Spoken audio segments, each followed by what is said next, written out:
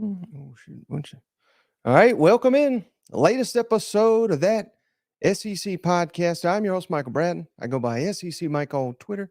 Oh, I forgot to say, brought to you by Twisted Tea and my bookie. Dude, we're screwing this up. It's almost the end of the season. But anyway, I'm your host, Michael Bratton. Go by SEC Mike. Joined as always by cousin Shane, who goes by Big Orange Balls. Final podcast from the Duplex Studio. How's it going, buddy? Happy Thanksgiving, everybody out there.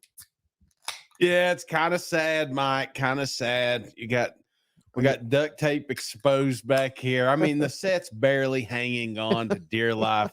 It's kind of like my belt come Friday, just fighting for its life here. Ooh. Oh man. Hey, it's kind of sad, but again, we're rolling into my favorite week, your favorite week, Mike. We have got a slate of games. We've got food upon. I mean, I was doing pretty good on the diet. It's a train wreck now, Mike. I've already started. Already, huh? Well, I mean, we're several days. No, for about 3 weeks now. I've been kind of prepping for this Thanksgiving meal, but I finally got it, and then we've got this little chart you got up. So I've been thinking about Thanksgiving all day long, about what is actually going to be on my plate, what is good, So I'm looking forward to it. Looking forward to some family and friends and most importantly, man, just hanging out with you one last time this season, drinking a cold beer and talking football together. Yeah. How about this comment from Brett Shane? He says, "Where the hell is all that Twisted Tea money? The set looks like shit." Yeah. I don't think it looks that bad. I mean, I see all the exposed. I tried to fix that duct tape. It's installments, so you can tell the check's not quite here yet. So,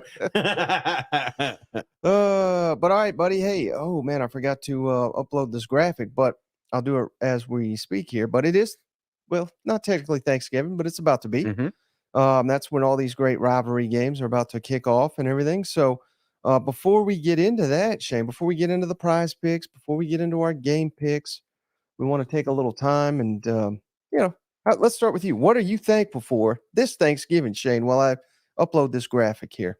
Yeah, well, that's a great question, Mike. I'm thankful for my family, you included, because I don't know. I mean, there's a lot of people out there that don't have family, maybe tuning in today that, we're the only family they got, a couple of cousins in East Tennessee, and I'm cool with that too, so I'm thankful to be surrounded by a lot of loved ones and, my wife giving me the time to do these podcasts, take away from the family, all the work that you've put in to make this podcast happen. I'm extremely grateful, thankful for everybody listening, because if they weren't, we wouldn't be doing this, so thankful for all the cousins that's taking their time.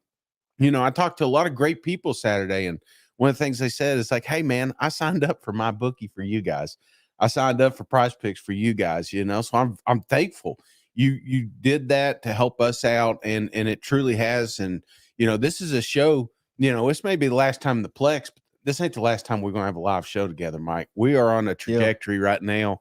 And sooner than later, we're going to be in a studio together 24/7. And we do that because of the listeners. So I'm thankful for everybody taking their time to help us out. They're wondering are you fired or something like that? They're wondering. They're saying, "Is this the last show? Is cousin?" No, not fired. No. Everything's good. Everything's real good, and it's been a great season. We still got a lot of good football left. So I'm thankful that we have that sport to do, because it wasn't too long ago we had the COVID hit and we thought we were going to lose football for a minute. Right? It's like you don't realize how. And on the opposite side, family too, this Thanksgiving, if you got some loved ones out there that you maybe haven't talked to in a while, you only get so many laps around the sun. So reach out.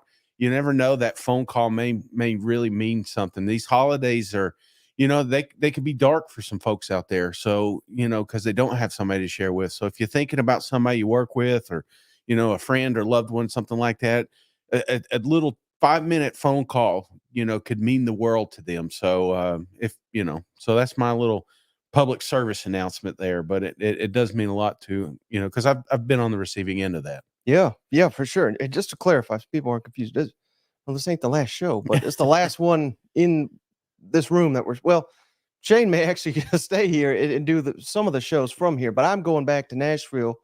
Hell, I mean, I haven't talked about this, but like I left like my girlfriend. Yeah. You know, Yeah. you thank your wife. I got to thank my girlfriend. I mean, she's probably better off without me. But you know, it's been months, so I got to go back home. Season's coming to an end. Yeah. Not really, but the weekly grind. Right. You know, we can only talk Georgia, Alabama so many times next week. You know what I mean? So, yeah, the show's not going anywhere, but it's the holidays, and I feel like I got to.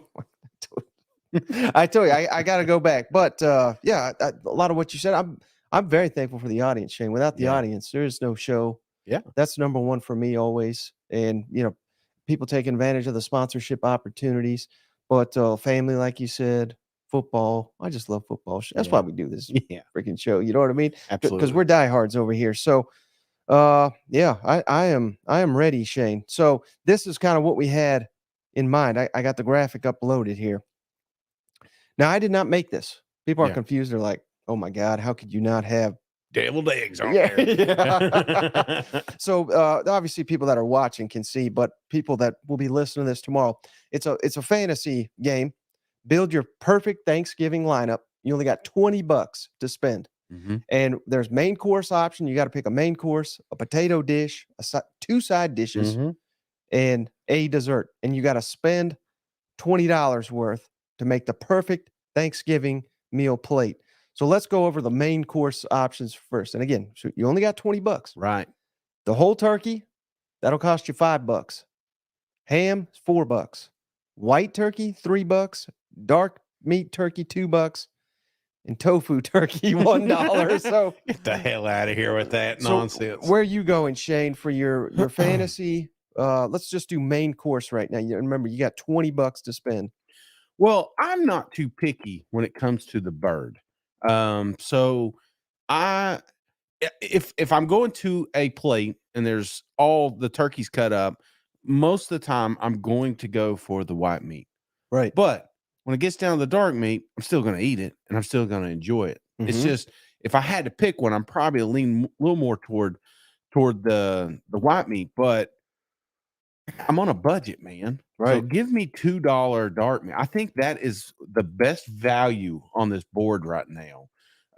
So I'm going to start out with here because I need to save some money for the later rounds. Yeah, this is the first time I've seen you be cheap with food here, Shane. Usually you go, give me $50 worth. I'll pay the price. But is it just me, Shane? Or I mean, growing up, I only liked white meat. Now I like dark meat a little bit. Yeah. But still, if it's Thanksgiving, I got to go white meat. So I'm going $3 on the just white meat. And I guess it's I'm a little bit different because with chicken, I love I love wings. I love the thighs. I love the dark meat, but for some reason the turkey is just the turkey breast is it, Right. So all right. So what you got, Shane, for your potato dish? And again, let me run down these real quick for the audio folks. Mashed potatoes cost you $5. Sweet potatoes, $4. Are you gratin? Au gratin. How do you say that? I don't know how you say it. Au gratin potatoes. That's like sliced scalloped potatoes. Yeah. Okay. Thank you. That's $3. I'm that guy, that guy. Don't ask me where to hike, Mike, but if you want to know what potato dish is on the table, I'm your dude. Roasted potatoes, $2, and a baked potato, $1. Yeah. So where are you going with the potatoes? Well, here? and clarification, Mike, on this picture, the sweet potato. Now he's getting pumped up, man. Talking about Thanksgiving food. I get it. I'm right there with him. That is a sweet potato casserole, and I want to pause there for a second, Mike, because growing up in our house, there was no such thing as a sweet potato casserole. There was, candied yams, things like that. Never was a huge fan. And I'll never forget, I was probably around 15, 16, something like that. And I'm at someone else's home and that rolls out. And I was like, how long has this existed? You know what I'm saying? Could you imagine? That's like vacations growing up. We didn't do it because we were poor. And then all of a sudden they're like, wait, you go places like to the ocean? It's like people are doing this. So once I discovered sweet potato casserole, I never went back. I absolutely love it. But staple in our life was always mashed potatoes and gravy. So You're asking, Shane, why are you saving so much money on dark meat? Well, this is why, because I'm bringing 2 potato dishes to my table Oh, here. geez. Yeah, I'm going against the rules here, but I've got $2 for the dark meat, $5, which I think is a little too much for mashed potatoes, but I got to have it because it's a staple, Mm-hmm. and $4 for sweet potato casserole. That's right. I am 2 in, and I'm already $11 in this meal. Somehow I ain't surprised. Is there anything? I mean, what are you going with? What are you leaning toward? Well, here? I'm not cheating, so I'm just going one. Yeah, I'm going sweet potatoes for sure. That Yeah. that to me, I would have paid $5 for it. So I feel like I'm getting a deal right there. I agree. I like mashed potatoes. I will never pass up on a real Thanksgiving. You're right. Yeah, we'll get both. But here I'm going with one sweet potatoes over mashed potatoes all day for me at a cheaper rate. Come on. Well, and it's funny. It's like it's the pairing. A little bit of turkey with mashed potatoes and gravy is spot on. A little bit of turkey with sweet potato casserole is its own thing, So I like to live both. I like to do both. So yeah, I'm not changing. I'm going with both here. Right. Okay. So what's your side dish number one? And again, for people just listening tomorrow, stuffing is $5. Corn looks like just corn on the cob. Could be any corn, I think. $4. Green bean casserole, which we know your evil thoughts on that. $3. Collard greens, $2. And for some reason, whoever made this damn thing put beets on here for $1. Yeah. I never seen a beet on a Thanksgiving. No, I mean it dinner. looks pretty, but I'm telling you what, some of these dishes should not even exist. If I see it at your Thanksgiving dinner, I'm just saying, no, thank you. Like green bean casserole, this is a hill that I know I'm going to die on, but it does not belong on the table. It's not part of Thanksgiving, in my opinion. He's ready. Yeah. So I mean, he's pumped up. He's mad. I get it. Are they hammering next door? They waited till we started the show, and then they wanted to start working on it. Come on, it's 7:00 at night. So I'm going stuffing here. I know you're saying, Shane, you're out of money. You're right. But corn casserole, wait a second. How much are you spending on this here? Well, I'm telling you that obviously some sacrifices are going to be made the rest of the rounds here. But I'm going stuffing $5. And no corn, no casserole, no collard greens, definitely no beets. Okay. Well, you spent a lot of time. Too much time. But you didn't talk about green bean casserole for $3. And I know you hate it. I hate it. That's kind of why I went with it. But I could go with any of these other than the beets. I don't know. I've never got stuffing. I mean, I think it's a little overrated. It's certainly overrated for $5. Yeah. So I feel bad now. I got to eat some kind of vegetables. Yeah. And I don't think this green bean casserole is that good for you. It's green. So give me that for $3. And I feel like I'm going to destroy you in these later rounds. Yeah. I think the green bean, nothing against, again, I'm not bashing that community. If you want to eat your green beans, you eat them. But, the stuffing is like, and not the expensive. You ever been to like a real fancy place and they get a little too fancy with the stuffing? CB, but you'll enjoy this comment. Green bean casseroles like COVID. That's what You have to pay me $20 just to eat the shit. So no, give me stuffing here, and obviously these next few rounds I'm gonna struggle. And then Will says, Shane's face when you said stuffing was bad. Like using the Lord's name in vain here. You don't do that. All right, so we got a secondary side dish, Shane. And again, if you're just listening tomorrow, mac and cheese, $5. Yeah. Brussels sprouts, $4. Squash, $3. Cranberries, $2. Cream corn, $1. Where are you going with your second dish here, Shane? Problem is, Mike, I'm out of money, and I'm squashing the entire side item here. Mac and cheese, overrated. In fact, shouldn't even be on the spectrum anyway. Brussels sprouts, squash. The only one I can make an argument here is the cranberries. But if you look, it's that fancy cranberry. It's not out of the can. You can't see the lines. You know what I'm saying? Right. So I am just totally squashing the side dish. So None. Zero.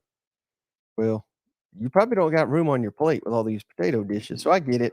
But yeah, so I obvious to me. I can't believe what you said. Mac and cheese is the obvious answer. Maybe you just haven't had a good one yet. $5 for mac and cheese. What am I, 5? You know, you know what I'm saying? Mac and cheese you can eat 363 days out of the year, but not on Christmas, not on Thanksgiving. You know, it just seems like a wasted dish. Now maybe you're right. You know, because I've had some of that fancy cheese. You know, with the crusty cheese on top. Yeah. Those are good. I'm not knocking that. And in the real world, don't think Shane won't have some of that on his real plate. But budget Shane, not going to do it. It's not Thanksgiving without mac and cheese to me. CB says cranberries are like a punter, not needed. All right, so that now we're at your favorite, Shane. Yeah. Dessert, everybody's favorite here. Again, if you're listening tomorrow, we got I gotta take down this little banner real quick.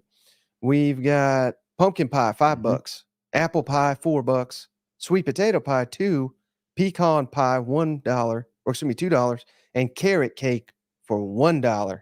Where are you going with the dessert here, Shane? Mike, for those that are listening, and I don't even know if you got any money left. Here's the problem. I got $4. Okay. I'm down to $4. Now, pecan pie is sitting pretty. In fact, it's my favorite pie that's up there. You know, I would definitely what carrot cake. Look, there's old Saban's carrot cake over there. But I can't do it because the extras. You got to pay attention to the extras down there. Have you gone over those yet? Not yet. No. We I missed it the first walkthrough, but Yeah. I was gonna throw the curveball at the audience here because there is at the very bottom $3 for gravy. Yeah, that's almost an essential. $2 for biscuits, $1 for Hawaiian rolls. I don't know when that became a thing, but I've never not seen it at Thanksgiving now. And then $1 for cornbread.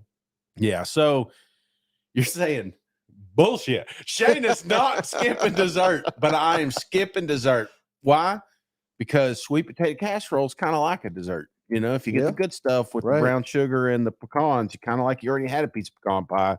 So I'm going down. I can't have mashed potatoes without gravy. So I'm spending $3 on gravy and give me the flying Hawaiian rolls. That will finish out my meal. And then I'll sneak a piece of pecan when nobody's looking.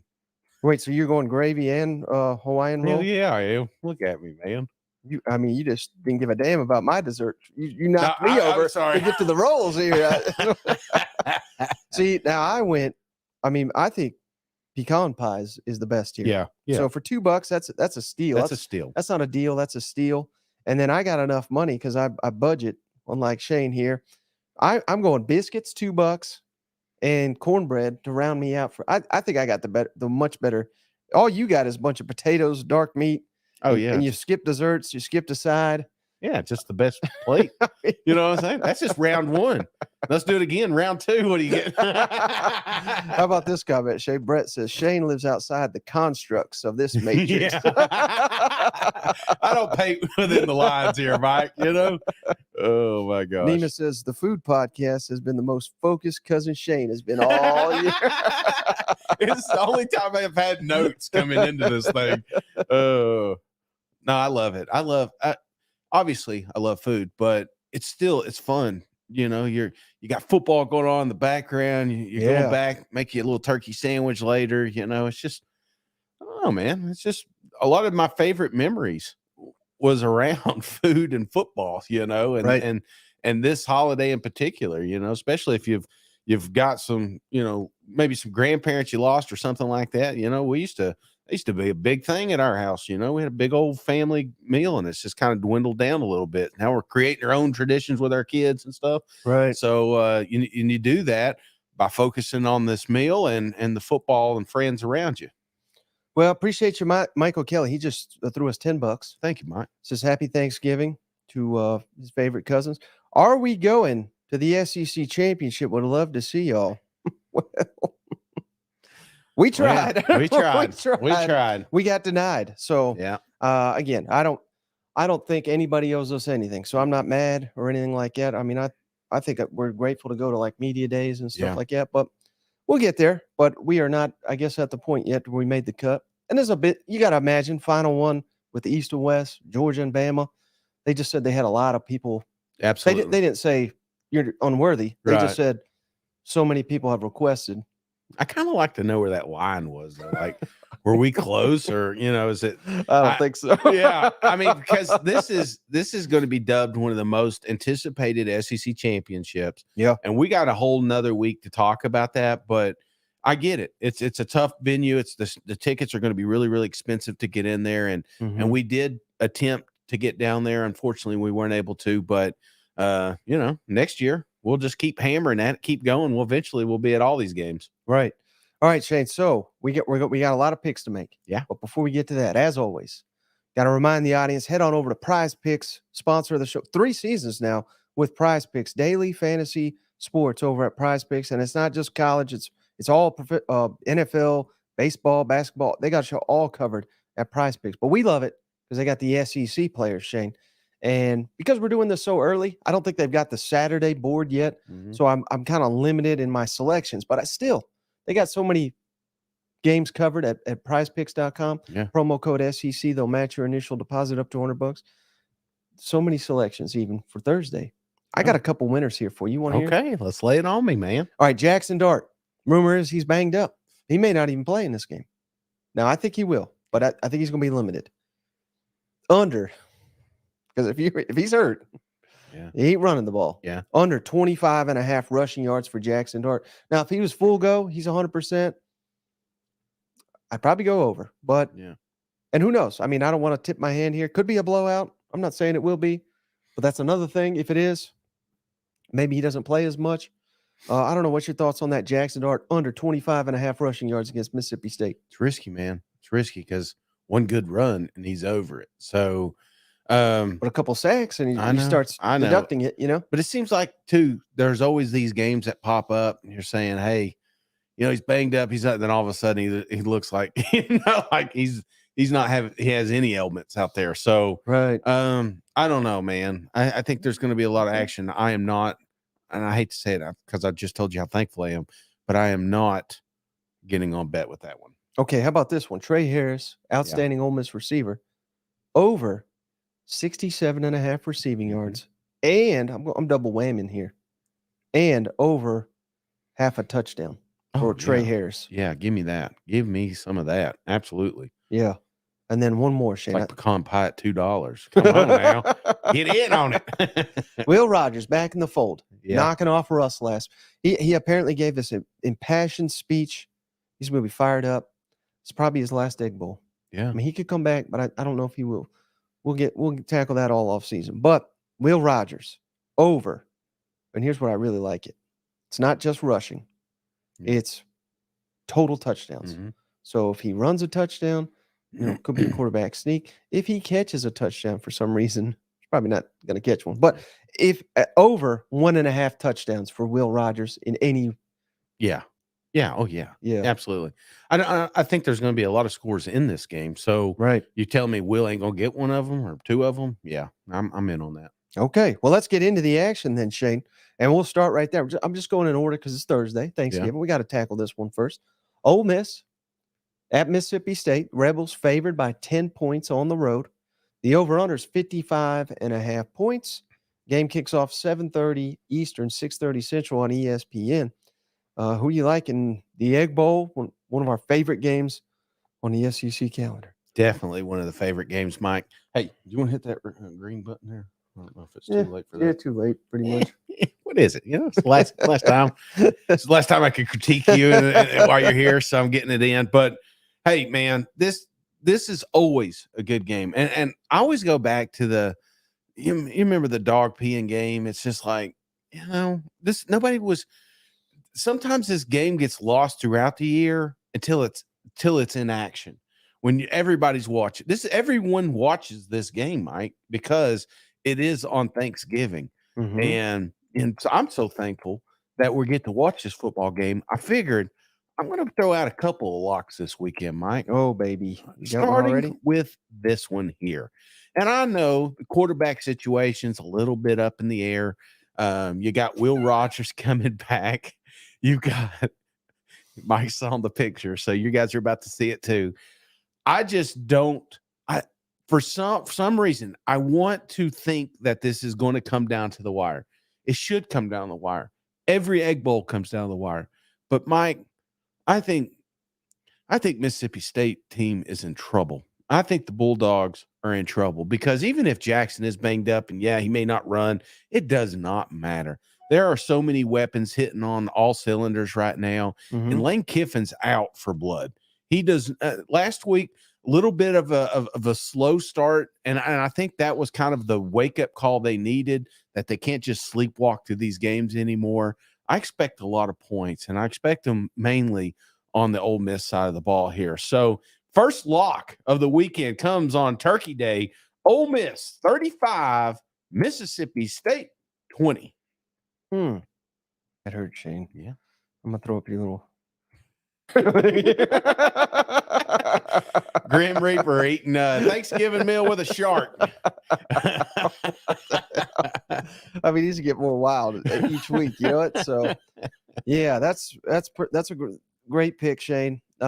Real quick, I don't know that anybody cares at this point, but they just came out with the playoff rankings. You know, they do every whatever, but they don't change much because nobody's damn losing. I'm going to run down these real quick. And this is just live. That's why I'm doing it. And they emailed it to me. Georgia, number 1. No surprise. Ohio State, 2. Michigan, 3. Washington, 4. Florida State, 5. Oregon, 6. Texas, 7. Alabama, 8. Mizzou, 9. So, I mean, I think these are all the damn same. Louisville, 10. Penn State, 11. Ole Miss, 12. Oklahoma, 13. LSU, 14. Arizona, 15. Oregon State, 16. Iowa, 17. Notre Dame, 18. Kansas State, 19. Oklahoma State, 20. 21, them Tennessee, they're still in the rankings. Hanging on there, dear life. NC State, 22. Tulane, 23. Clemson, 24. And Liberty, number 25. I just wanted to throw that out there. But, yeah, my dog's crying over that one, Jay, because he loves the Egg Bowl. He loves it like I do. Are you little? I mean, it's kind of crazy because it seems like every year when we get to these Final Four that we're saying, hey, 2 teams, possibly 3 is going to make it into the SEC, to the national championship, you know, or at least the top 4. So are you a little worried about that? Because you got Georgia just sitting there up by themselves. I mean, the closest one's Alabama. What does that look like if Alabama knocks off Georgia? Yeah. You know, do you see a scenario? And I think they'd burn it down, but do you see a scenario where one SEC team does not make it into the college football playoffs? It seems pretty unlikely. But there are 5 undefeateds. Yeah. And the highest one loss is Oregon, which is interesting. And next is Texas. But obviously Ohio State, Michigan, one of them's going to knock each other off. Washington, Oregon, one of them's going to knock each other off. So there's your 2 spots. I think it's a real problem for the SEC if Texas keeps winning because they beat Bama. Yeah. And if Texas wins their conference, and they beat Bama at Bama, and Alabama upsets Georgia, I think that's the ticket to the SEC getting none. Now, if Texas loses, we're throw away this whole conversation. Yeah. Obviously Georgia, they're going to be number 1 if they win out. Yeah. But with all these undefeateds, I don't know how you'd stick Georgia in if they don't win. Yeah. And that's not their fault, but it's the rest of the undefeateds. But as long as Texas loses and Alabama wins the SEC, I think they're in. Yeah. I think that's the only way it happens. I don't know, man. I got a bad feeling about this one. You know, I don't think you could keep an SEC team out, but golly, I mean, I can understand the outside noise too. When you got undefeated, it's like, what else can we do? You know, so is that person still in your mentions with the path for Missouri? Is that still alive or no? No, every now and then, yeah. Well, I just mean is the path they've created. Is that still in? I mean, in play? Obviously, a lot of things have got to happen. Yeah, I still see a scenario. Where's Mizzou on this list? Number 9. Number 9. I mean, you got. Yeah, I mean, so they need a lot of chaos. A lot of chaos. Yeah. Who knows? Maybe it's gonna be a wild freaking weekend, Mike. like what if Georgia and Bama lose this weekend, and then it's an ugly SEC championship. Yeah. And then like Mizzou jumps, but like I think that's what they need. Yeah. Like how would they? I mean, It would have to. I mean, I don't have all the lists in front of me, but you'd have to have a couple blowouts between those teams that are already in the top 10. Mm-hmm. You'd have to have Bama losing this week to Auburn. Right. You'd have to have Georgia losing to Georgia Tech and the SEC championship, I would imagine, because they would need 2 losses, I think, to jump Georgia. Right. So I mean, so obviously, is there a chance, like that old Jim Carrey, you're telling me there's a chance? Yeah, there is. But realistically, I think Mizzou, they hit it 1 year too soon, because if we had 12 teams, they're in, you know? Yeah, that's tough. But all right, man, I haven't even made my egg bowl pick here, Yeah. Shane, but Which ironically is not on that list. Deviled eggs. Oh. If you had deviled egg, like a regular like you got to get off the food. I'm going to get off the food here. We're 30 minutes in. But We're on the first with game. the pickle stuff in it, like the relish. Do you like those, or do you like it without the pickles in it? I gotta be honest with you. I'm not a fan of any of them, but I've had it at like a fancy restaurant, and it was amazing. So I think I've judged it on bad ones. You know what I mean? All so right. I've had it fancied up. Yeah. I'm like, these are pretty damn good. Yeah. So, all right. Sorry. That's where I'm at with that. And Heath says he would like to protest that Shane Bot is not on this one. But no, I can't wait for this egg bowl, Shane. And history tells us underdogs at home, they surprise in this game often. And how fired up is Ole Miss for this one? Because it sounds like Mississippi State's fired up as hell. Yeah. Now, turmoil in the coaching staff. And here's the sad reality. I mean, there's guys on this staff that are, if I just had to guess, Shane, I mean, I don't know this, so I'm not calling them out specifically, but there's got to be assistants on this staff that are already like looking for their next job. You know what I mean? Because how could they not? Because a lot of them just got brought in by Arnett. Right. They ain't coming back. They're out of a job here in a week. So who knows how focused they are. So that is something to consider. Jackson Dart, what if he doesn't play in this game? I mean, I'd hate it. I want to see him play, but if he doesn't play, I like Mississippi State. The chances even more. Will Rogers back. I just, Mississippi State's defense. It's a bad matchup. Yeah. Very bad matchup. So if they're going to win this game, it's going to have to be a scoring fest. And I'm right there with you, Shane. I mean, I think Ole Miss wins it, but because it's at home, because it's a rivalry game, and this is a Mississippi State team loaded with seniors, they ain't going to lay down for Ole Miss. They won the Egg Bowl last year on the road. They can do it again. Give me Ole Miss 30, Mississippi State 21. Yeah. So I think it's a one-score type ball game. Something, things will have to break right, but if they do, I think Mississippi State can pull a stunner here. Yeah. Well, and that's one thing about this game is there's a lot of kids on both rosters from the state of Mississippi that grew up watching this game. So it means more to them too, So I think that's why you just get the absolute best out of both of these teams. Yep. All right, Shane, how about Friday? We got Mizzou at Arkansas, 1 win away from your 10-win prediction. The only man that picked Mizzou to win 10 right there. Tigers favored by 7.5 points on the road. The over-under is 54.5 points. 4 o'clock Eastern, 3 Central on CBS. We're so close to the end on CBS SEC, but we got one on Friday too. Who do you like in the matchup? Well, let's go ahead and get that second lock out of the way, Mike, because I've locked them down all year long, baby. Mizzou getting them 10 wins. They got to do that by beating Arkansas. We all know it's going to happen. Arkansas, yes. I think it's big that Sam Pittman's getting to come back. I think that's going to bring a little bit more life back in this locker room because they know that their future is still intact. But the problem is, Mike, they're going against a team that I think got a little taste of potential upset last week. I think that's the best thing that could have happened to Mizzou going into this weekend was about getting beat by the Florida Gators, because now they understand that they cannot overlook anybody, including a team that is on life support right now.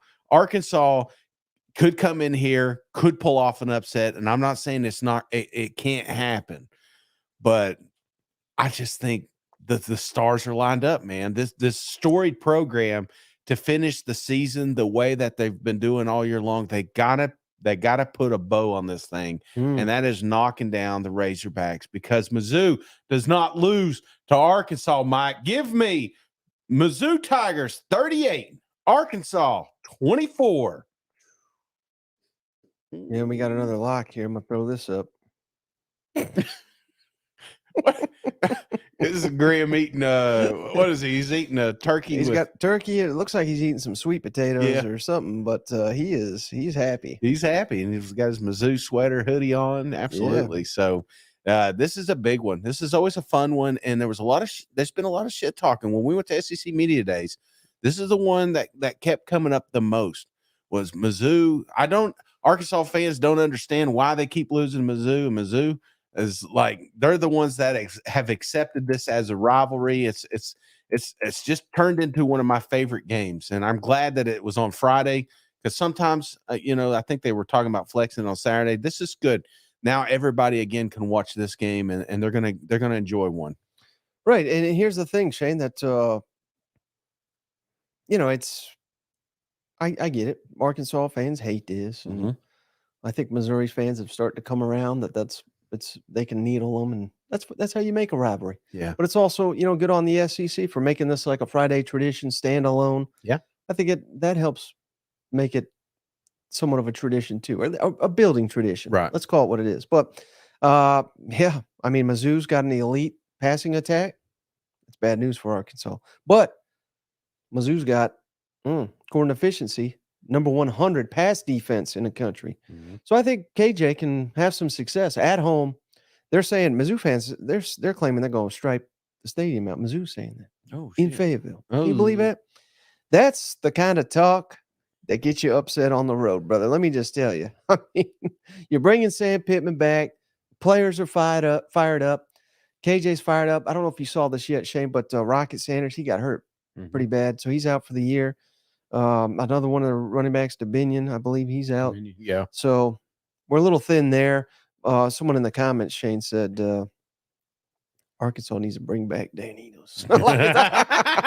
We ain't going that far. We ain't going that far. But I don't know, man. I just got a weird feeling about this one. And you can tell by the spread, only 7. I mean, when the spread, I thought it would be like 17 or something crazy. Yeah. It's only 7.5.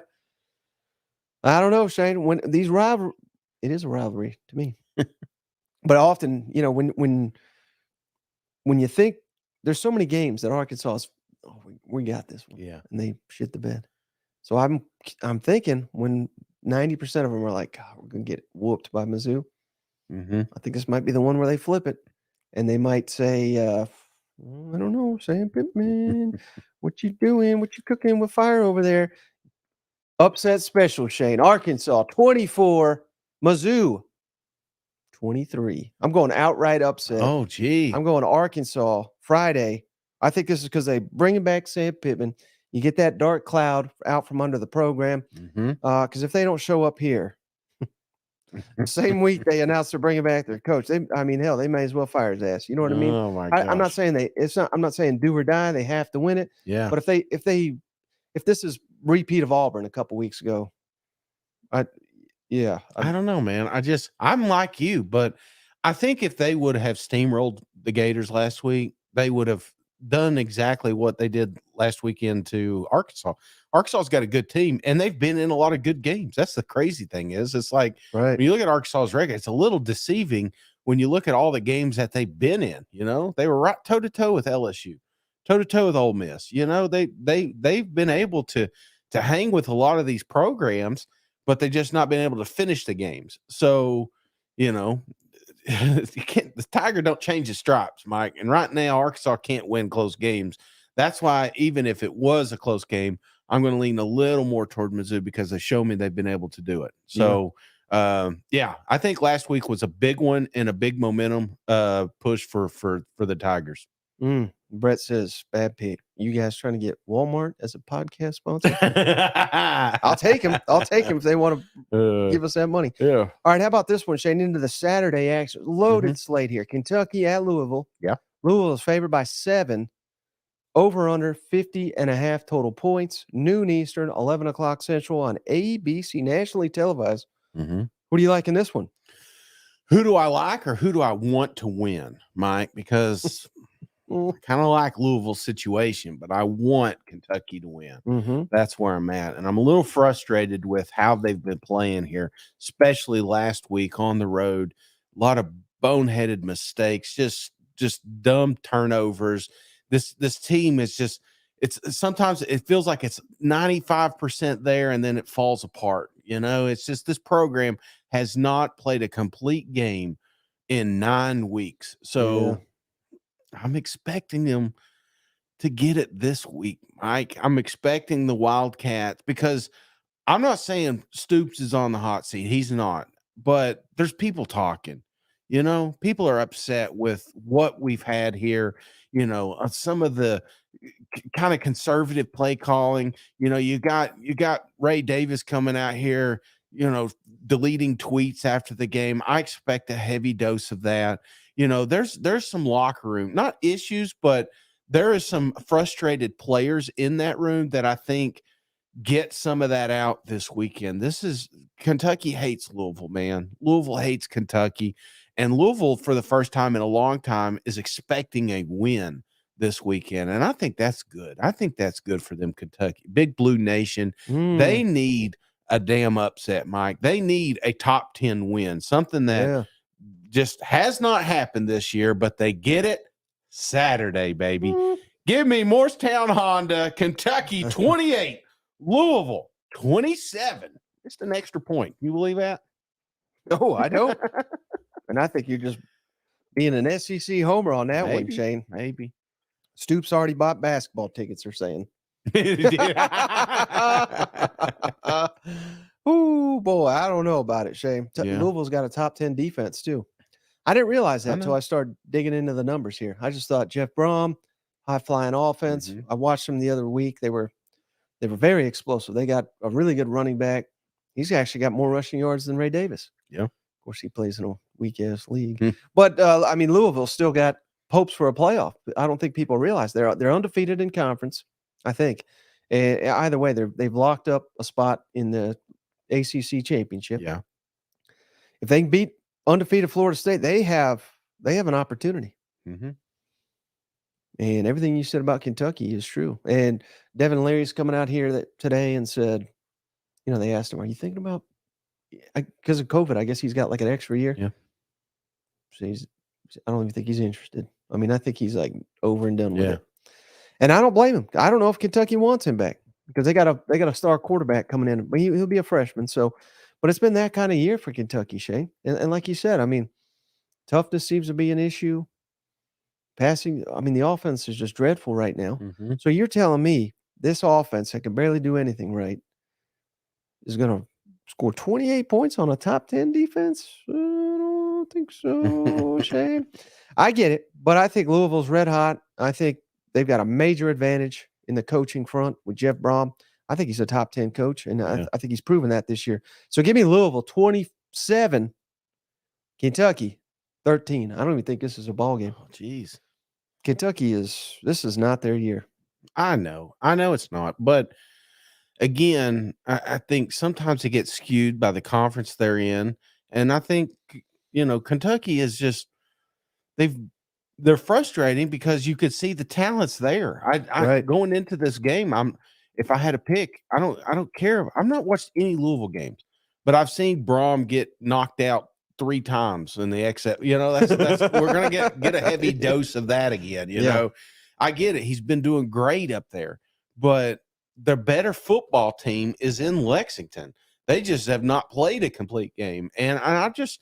Like you said, with a lot of these other games, you got to remember this is a senior game. This is the last time some of these guys get to play, and they may not get to suit up in the bowl or something like that. So I don't know. I just think there's a little bit more on the line.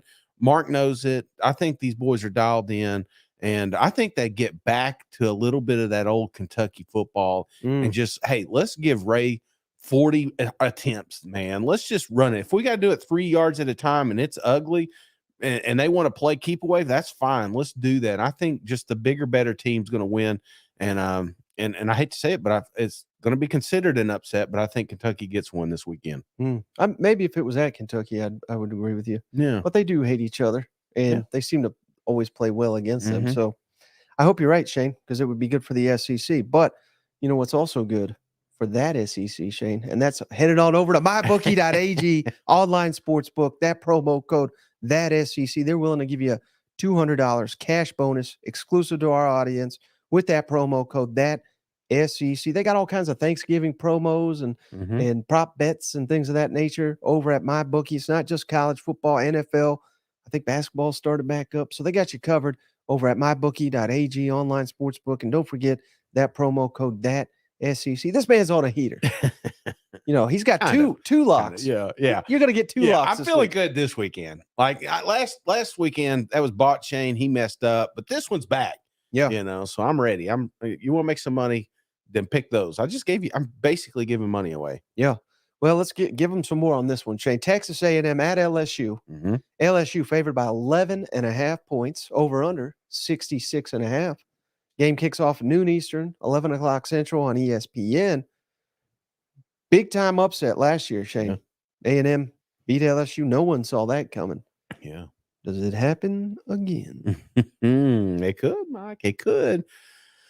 But I think old Kelly's trying to do something down there. He's trying to get his boy Heisman. And to do that, he's letting Daniels is going to be playing till the very last second of this game. And I think that's what comes down to here. I think A&M's kind of opened up a little bit. You see, they're starting to have fun on the sidelines, and I love that. There are better days ahead for them Aggies out there, and a big upset would be awesome for that fan base. But I don't think you're going to get it this weekend, Mike, because I feel like this is going to be forced into a shootout, and that plays in favor of the best quarterback in the entire country, and he does reside down there in Baton Rouge. So give me – I'm not going to waste time here, Mike, because I really thought this may be the funnest game that you see this weekend, just because it is every time you watch an LSU game anymore, because the defense just go right out the window. Right. But LSU 42, Texas A&M 31. Oh, so if you're following the points there, I like A&M with the points, but I still think this is going to be a fun game. How about this comment from Paul, Shane? Billy Lucci is going to abduct Jaden Daniels. And Nima, always an elite commenter. Jimbo will be watching from his $1 million yacht in the Bahamas. Oh my God. Do you think he will? I don't think he'll be watching. He's turning this stuff off. No, he's over it. Yeah. He is over He's it. Put his Christmas tree out and everything. Yep. But I like a lot of what you had to say, Shane. I didn't realize this. I mean, I guess you could see it because if you watch LSU, but they got, according to efficiency, number one pass offense and number one rush offense in the country over at LSU. The problem, Shane, and this is identical, defense, number 121 pass defense, number 121 rush defense. I don't know how, I've never seen this in my life. Like elite of elite on one side, awful of awful on the other. So it probably will be a high scoring game. I'm loving what I'm seeing from his Jalen Henderson at Texas A&M, their quarterback. A little bit of a spark he's giving them. They got, it just seems like they're having fun. Yeah. Now they've been beating the crap out of bad teams. Right. So it's going to be a different story here at LSU. Of course, LSU defense is pretty bad. But yeah, I don't think they're going to be able to slow them down. But I do think it's going to be back and forth, back and forth. And this is another one, Shane, where this ain't a rivalry. Why is the SEC trying to make this a rivalry?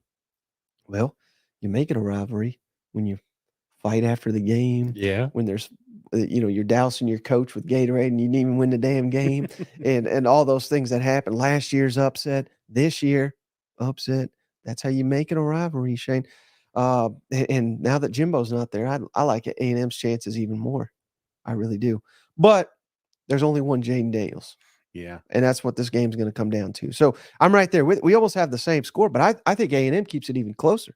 I'm going LSU 42, A&M 35. Ooh. Back and forth. A&M may even have the lead here in the fourth quarter. Yeah. But I think it's Jaden Daniels' heroics that wins them the day. And I think after, at the end of the game, Brian Kelly's going to be like, this is a 4-win team without this man, but we're we're doing it because of Jaden Daniels, and I think it only helps his case. It's almost like the defense is like, just let him score, so Jaden can pump his stats. Absolutely. It's like the video game. Yeah, we used to do. Absolutely. They're just doing mad blitz the entire time. Yeah. No, I think you're right, and obviously that's the storyline. Everybody knows it, and again, when you're looking at the numbers, it needs to be brought up, man. And I really do hate it because these votes and stuff. Obviously, if he doesn't get it, man. Yeah. And you give it to one of these other guys, I mean, the system's just completely trash, you Right. know.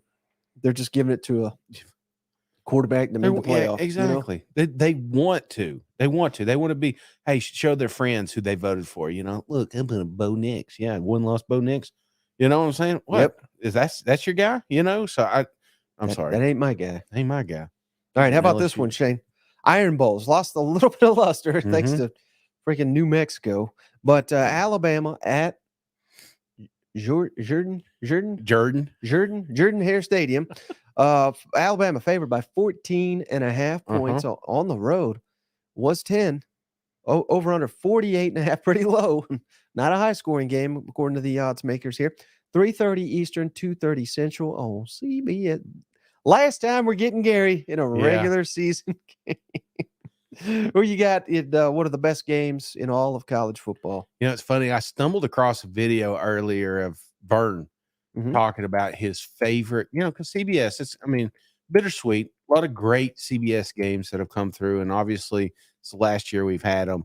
And Vern was talking about his favorite, and it was the kick six, Yeah. And he just kind of broke it down play by play, and and I'll never forget at the end, he says, me and Gary just didn't say a word.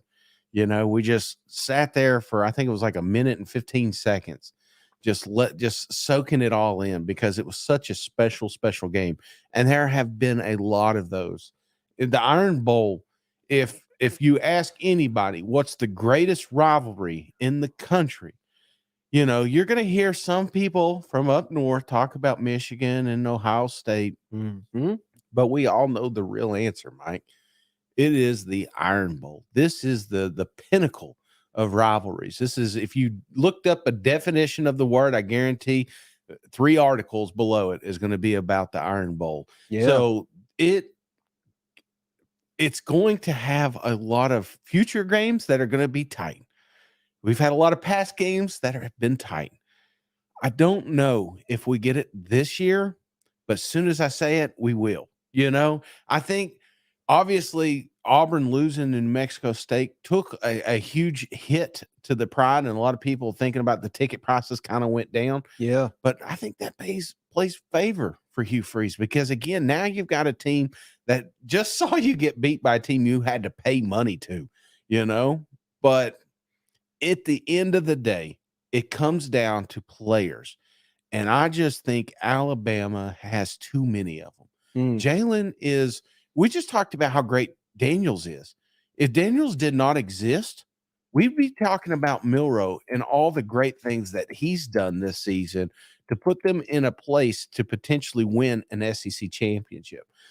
From what we saw week 1 to this one here, you talk about comeback player of the year, man. Alabama is hitting on all cylinders because of him in particular. So, brother, I would love to say that this is a football game, but I cannot see it being a football game. This may be, the rumors flying, Nick Saban's last Iron Bowl, and you better believe he'll be dialed in for it. Give me Alabama 35, Auburn 10. Bobby G says it scares me that I think a lot like Shane. That's a good one. But yeah, as you were going off, there's a lot of people in the comments. They're like, Michigan, Ohio State's the best. Let me tell you why that's wrong, Shane. Why is it wrong? Well, first of all, those teams are irrelevant nationally. Yeah. They never win a damn thing. Ohio State, I think they won like 2 national championships in 60 years. I think Michigan's won one. No, I think it was half. I think it's literally half of one. That's what they've won. So get the hell out of here with that. But also, what I love about most of these, Iron Bowl, Florida, Florida State, Georgia, Georgia Tech, Clemson, South Carolina, Kentucky, Louisville, the Egg Bowl. Yeah. These are in-state.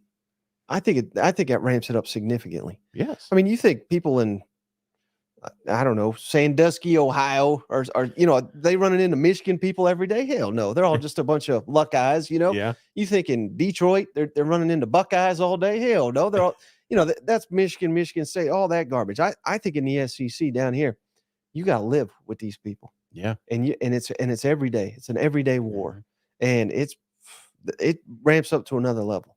Like I know so many people that live in the state of Alabama. Mm-hmm. They said when you meet people, that's the first damn thing after they ask you your name, they say, "You for Bama or you for Auburn?" And they judge you for the rest of your life based on that one answer. I don't think you move to Cleveland. They're asking you, do you like Michigan or Ohio? They don't give a damn up there. You know what I mean? It's just different down here. So I agree with you 100%. And that's the only thing Auburn's got going for them is just the hatred and the fans. I mean, the fans will be elite for this game. I don't care if Auburn was 0-11. Yeah. They'd still be elite for this game because they want to ruin Alabama's national championship hopes. And if they do, Shane, if they beat Bama, even if Bama next week goes on and beats Georgia, they ain't going to the playoff. Nope. So this is an opportunity to throw a wrench into that. And, I may have even picked Auburn, Shane, had they not lost to New Mexico. That just throws a whole wrench in the whole thing. I can't figure out Auburn for the life of me. And that's probably good for Auburn, Shane, because I was down on them against Mississippi State. I was down on them against Arkansas, and they beat both those teams. They beat them convincingly. And I've started to get on the hype train, and then I got right back off after last week. So I'm right there with you. Give me Alabama 35. I even more lopsided than you. Auburn 10. I don't even think it's going to be a ball. I don't know how Auburn's going to score on this team. Did you say 35-10? 30 or 30. I'm sorry. I was looking at your score. 35-13. I got it closer than you. Lock of the week. But this is my lock of the week right here. I think Alabama cruises. And I don't even feel confident about that 13. I would almost feel more confident that Alabama could score more. But as sad as this is for me to say, Shane, I think they're going to be like, let's not run Jalen Milroe too much. Yeah. Let's not have him go in the fourth quarter. We got us a damn war next week against Georgia. So it's sad to say, but I think they're going to take it a little bit easy on them. Yeah. Well, and if Auburn somehow pulls off the miracle, let's go ahead and scrub this thing and try to find that video at the start of the season where you said they were going to pull off the upset. They're saying I should not have said Sandusky. Interesting choice.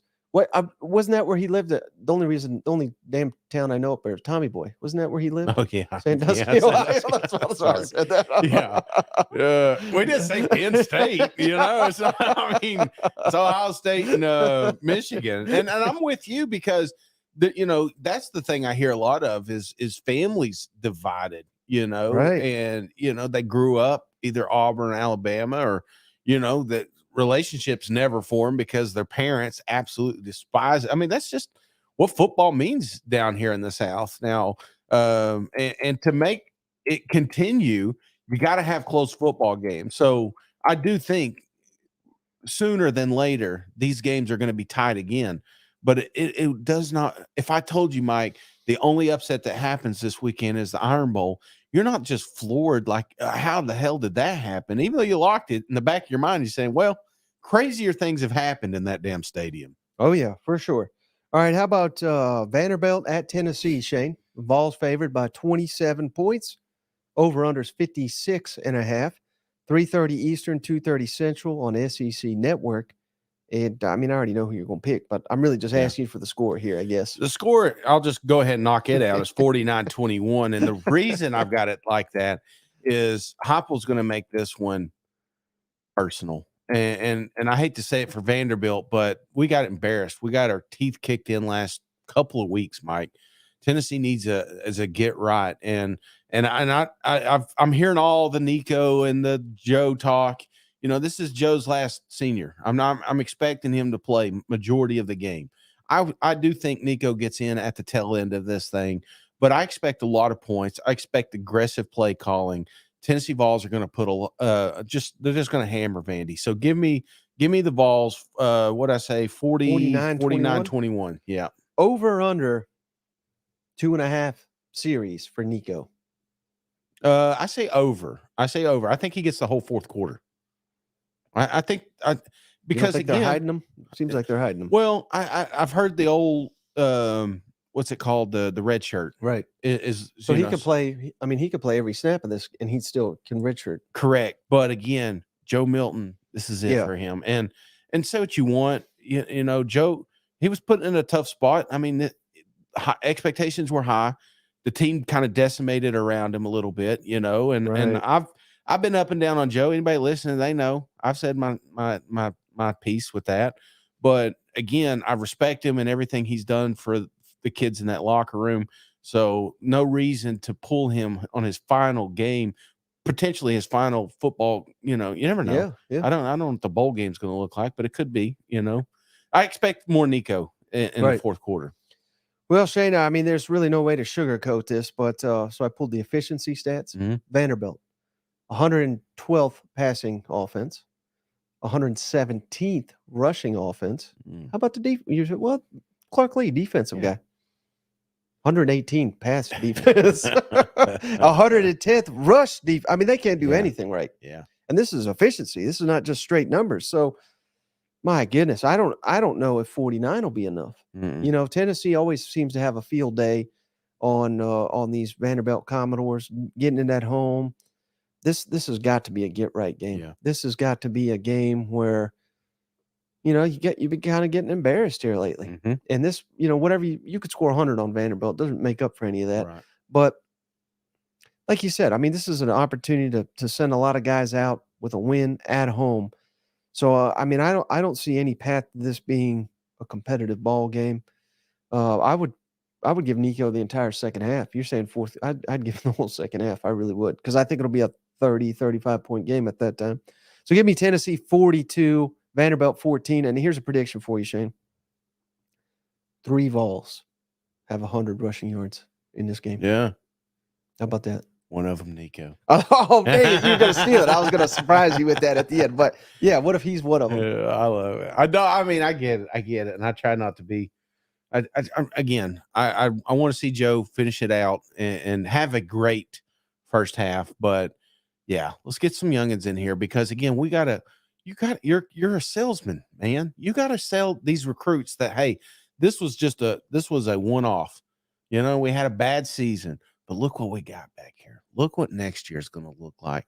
We just need to get this guy some pieces. You're a salesman. You got these recruits coming in. You know, let's have some fun, man. And I think you're right. I think there's going to be a little bit more of that, a little more flash in this one, because again, we're going to sell tickets and we're going to get this fan base back. Bobby, after hearing all those great Vanderbilt, he said, "Well, they're a balanced team." Well, Vanderbilt fans that they are thankful that the season is almost over so that they can come back next year with a clean slate, a healthy quarterback, new stadium. I mean, there's a lot of good things happening in Vandy. It's just unfortunately not on this football field Saturday. All right, how about the night game, Shane? Florida State at Florida. Florida State favored by 6.5 on the road. Over under 50.5 total points. Games at 7 o'clock Eastern, 6 Central on ESPN. And unfortunately, both starting quarterbacks out. Tough injuries last week. So that had some intrigue to this matchup. Florida State's undefeated. They've already locked up a spot in the ACC championship game. Florida's fighting for their bowl lives. They have to win it to get to the postseason. What do you like in the game? Oh, man, this is going to be a good one, I think. Yeah. This is going to be a good game. And you know, it looks totally different than we thought it would 2 weeks ago. Right. Like you said, we got 2 new quarterbacks coming in here. But we got a little film on both the guys here, so they kind of know what they're getting into. I really do like some of the steps forward that Billy's offense has made. I'm still completely frustrated with the defense side of the ball. Yeah. But I think that loosens up a little bit now that we don't have a potential Heisman candidate at the helm there at Florida State. So I think this is a tricky, good game and going to come down to the wire and potentially the final possession. You know, you see Vegas doing it. They're shifting but expect a big game from ETN. Expect a big. I'm surprised you didn't put some prize picks on them boys because it's going to be a little slow at times, a little methodical, but I'm telling you, at the end of the day, I think it's going to come down to time of possession. And I think Florida is going to have a little bit more of it This is a big upset, Mike. You just been going straight SEC. Yeah, man. Why wouldn't I? Because I'm thankful for the SEC, and it's got to happen. We've not had any upsets all year long, except for Auburn, but we're going to have one this weekend, Mike. We're going to have a couple of them this weekend. Mm-hmm. I picked Kentucky. I'm picking Florida to beat Florida State. I couldn't do two Hondas, so give me Florida 28, Florida State 24. They get a bowl. Florida State, they're out of the talk for a college football playoff. Missouri scenario starting to come back alive. That's right. That's why you're doing it. Okay, I got you. Well, I like a lot of what you had to say there, Shane, but here's one thing that's got me worried about it. Because I was thinking the same with you, Shane, but Florida State, according to efficiency, number 5 pass defense in the country. That's a bad matchup for Max Brown. Meanwhile, you say, well, Florida State's got backup too. Florida pass defense, 113th. So, I mean, this is a good defense to start with. Yeah. If you're Florida State, I don't even know his damn name, but whoever it is, they got weapons. They got 2 elite receivers at Florida State. Man, I don't know, Shane. Florida is playing better and better.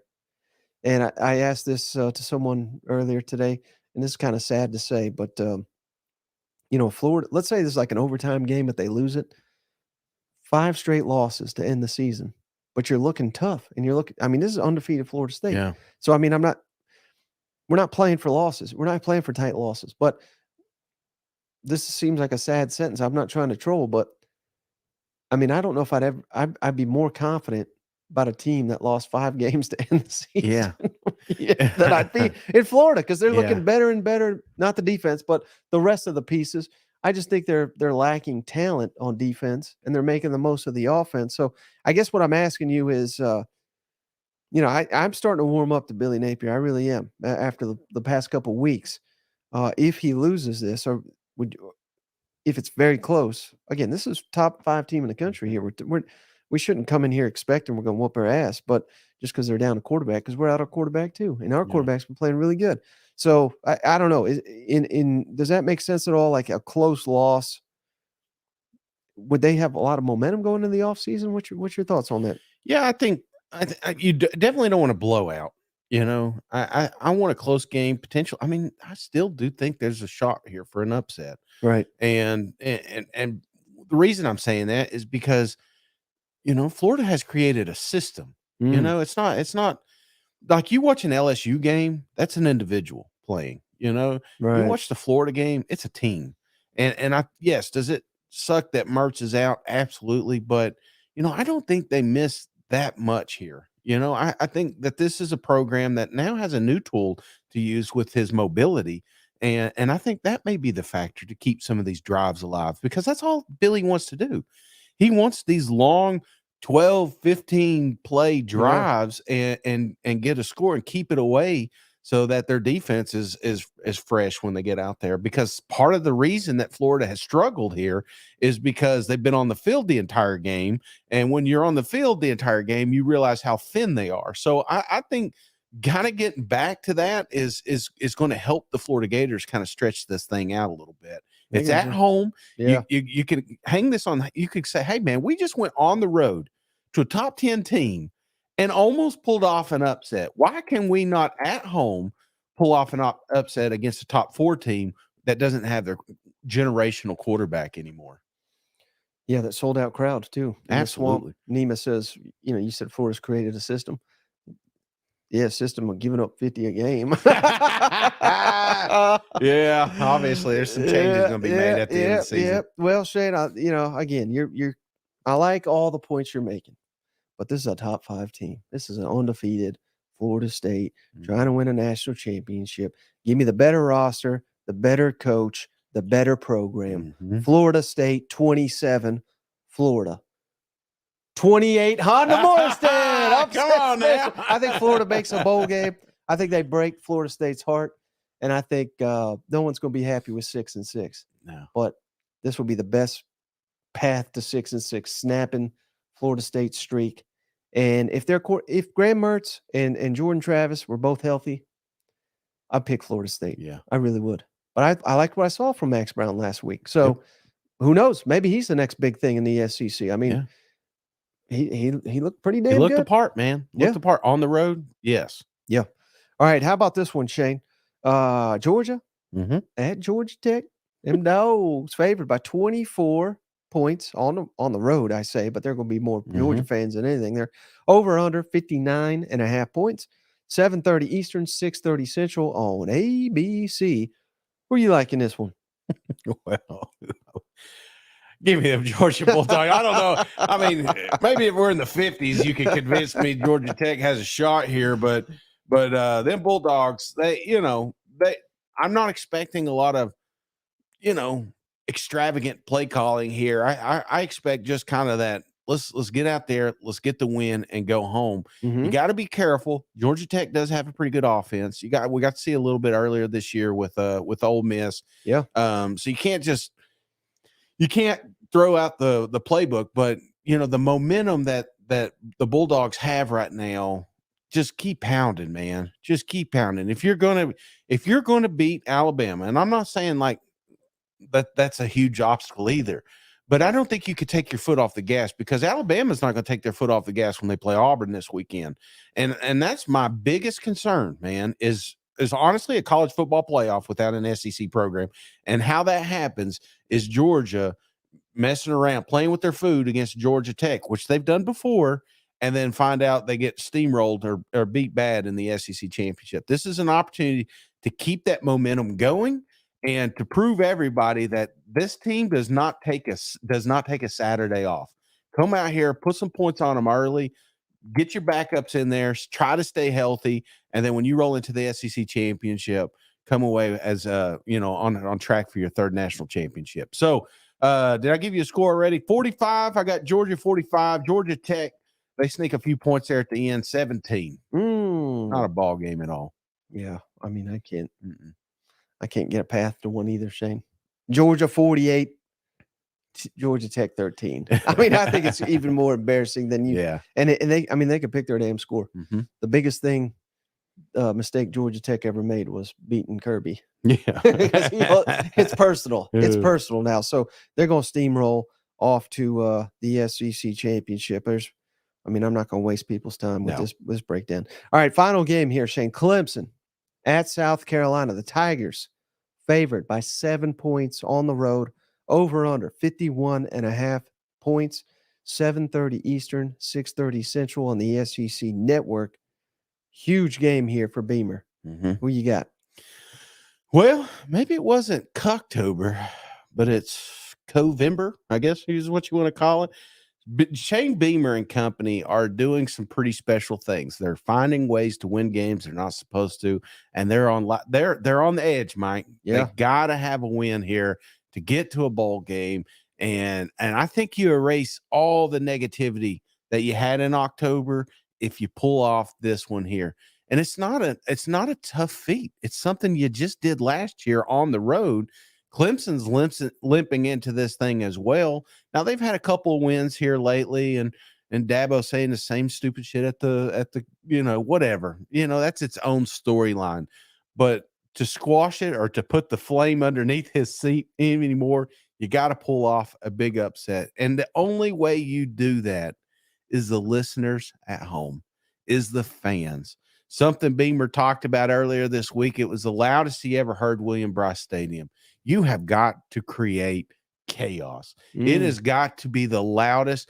And I know it's hard. It's not easy to go into a stadium to watch a 5-win team on the final game of the year. I get that.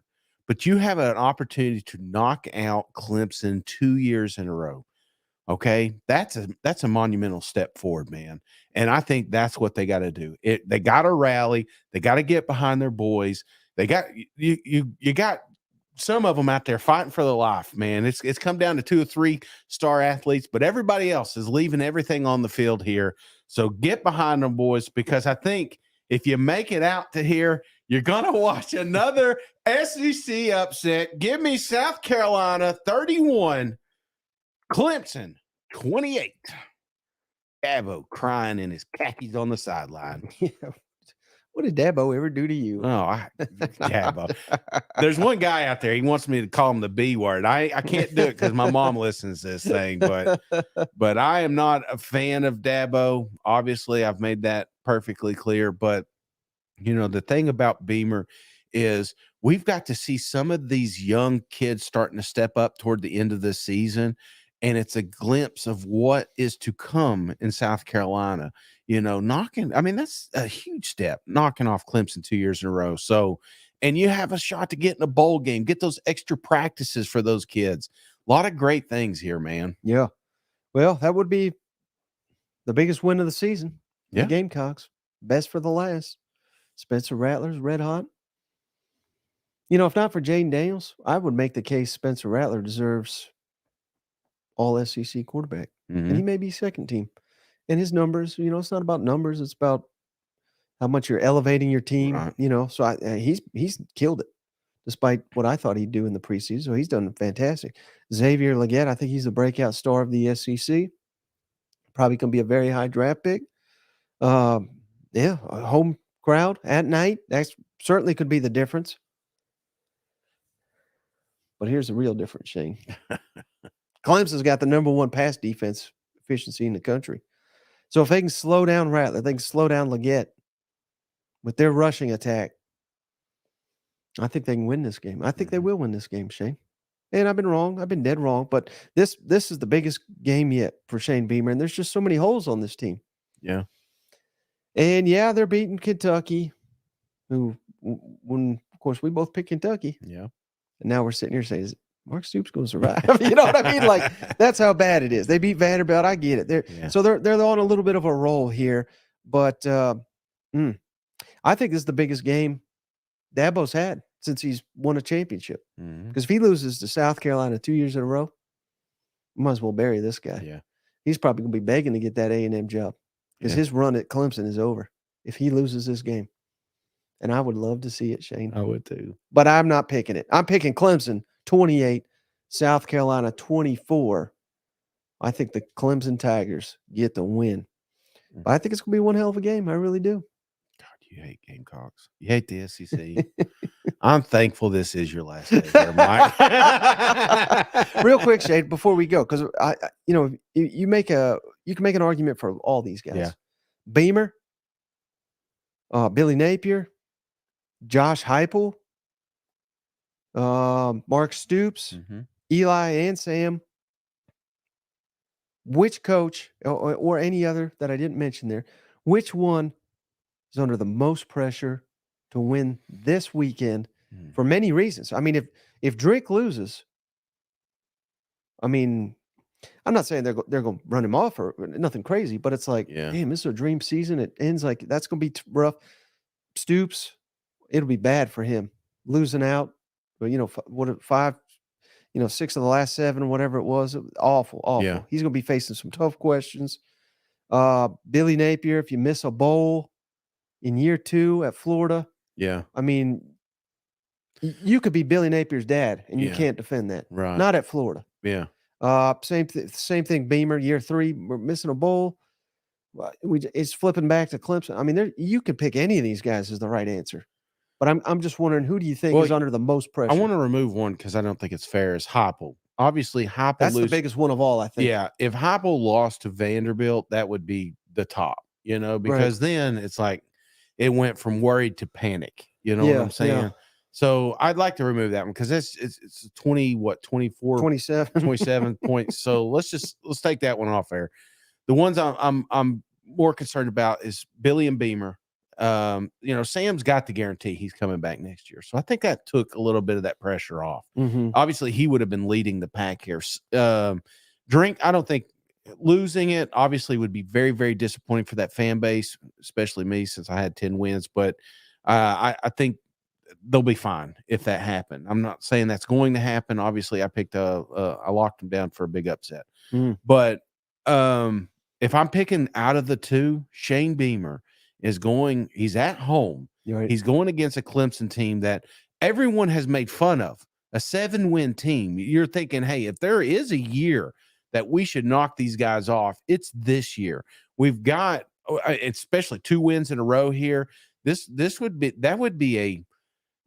that's a lot of pressure, man. And again, you're the underdog. I get that, but you shouldn't come into this game as an underdog. You should have the upper hand here. So I think that's your real answer. I think the Florida State one, that's a tough one, but it's fourth ranked team in the country. So I don't think anyone's going to bury Billy. Losing to Arkansas got Billy in trouble. This is not going to get him in trouble. So yeah, give me Shane Beamer this weekend. That's what I'm saying. I mean, 5-year-olds are coming out and giving him shit, Yeah, so this is going to be one heck of a weekend. Can't wait to watch it. Yeah. Can't wait to eat all this food.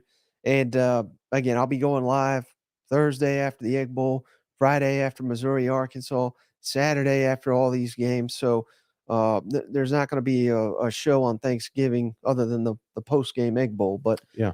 So just a heads up on all that. But man, it's been a blast doing it in person here all season long. Want to say thanks to all the audience out there we're blowing up on the YouTube. Thanks to absolutely the listeners sharing it. I imagine so many are sharing it. So this we jumped up over 16 now on YouTube, 16 and some change now, 116.1. I'd like to get to 20, and we did that through you guys, just spreading the word. I mean, it wasn't like we were paying for advertising or anything like that. So absolutely thankful for everybody, and we're not going anywhere. It's just I think in fact you're probably going to like the future setup a little bit better. So we'll be able to be more interactive online with the YouTube. So if you're not subscribed, jump on there, hit the subscribe button. If you haven't got a koozie and you're wondering why not, it's simple. Just take a screenshot of that subscription and a 5-star review and email it to thatsecpodcast@gmail.com.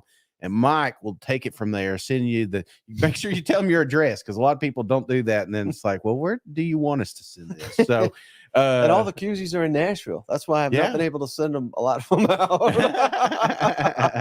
So we're going to get those. He's going to be back in Nashville, and look for some pretty cool stuff here in the off season. Mike's going to be back with the studio. You never know what surprise guest is going to pop in. We've got some cool stuff lined up here toward the end of the season as well. Thinking a little bit of an awards banquet's right around the corner, and we've got some pretty cool stuff set up. So we ain't going anywhere. We'll still be coming out 5 days a week. It's just unfortunate it won't be coming from the Plex anymore. Yep. So I appreciate you, Shane. I appreciate all y'all, especially those that tune in for these live shows. Happy Thanksgiving. Enjoy the football and enjoy the food. We'll catch you on the next one. All right. See you guys. Go Vols.